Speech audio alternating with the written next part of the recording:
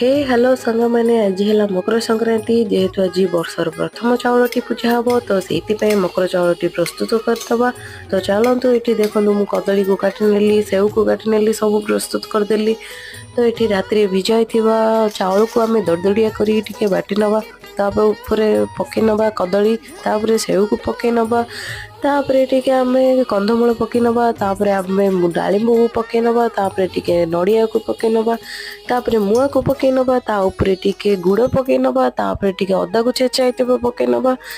तापर ये गोलमरीच गुंड को पकई नवा तापर क्षीर को टिके पकईकी दली नवा तापर मोर प्रस्तुत हो गला मकर चाउल ताको